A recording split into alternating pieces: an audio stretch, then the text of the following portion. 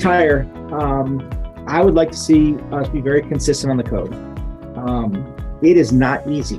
I try to do this just in the Phoenix area amongst our Valley fire marshals, and we struggle to have the same exact code because we all are looking at things differently.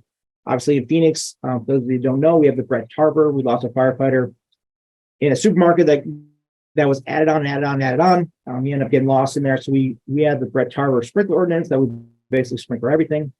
So it's difficult, but if I can get code consistency, it makes it easier for the industry, because then you know that if you go to Phoenix, these are the rules, the same rules that if I go to Stockton, California, or if I go to Long Island, New York.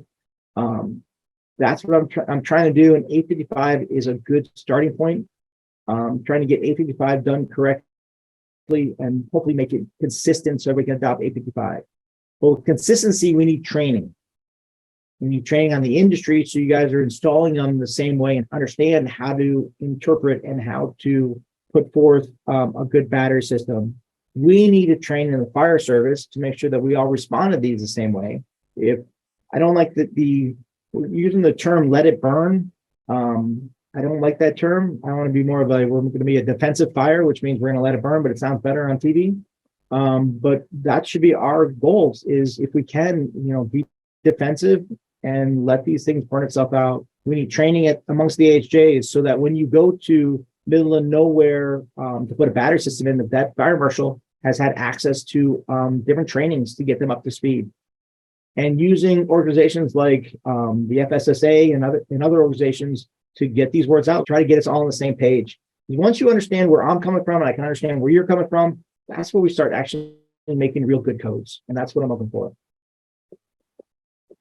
And this is the fun part. This is what I need help with, is I need more help with 855 and also with the ICC, the Fire Code Action Committee. You can go to NFPA's website. This is the standard that we're basically building to regulate your industry or your product or how you do things. So the more participation we have, the better. You don't want me being the only one in that room making up rules, because I can do that. I can make up a rule, but is it correct?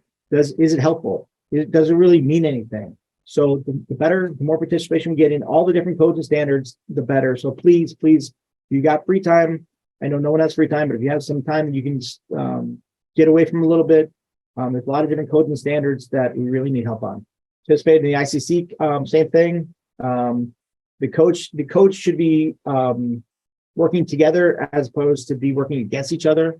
And that's kind of why I'm on both sides, to make sure that we build codes and standards that actually help each other out. They're consistent.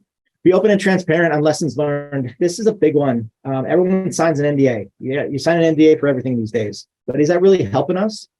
If I don't know why we lost a battery, does that help me create better codes? Does that help us create better batteries? It's a very touchy subject. I totally understand, but do NDAs really do that much for us?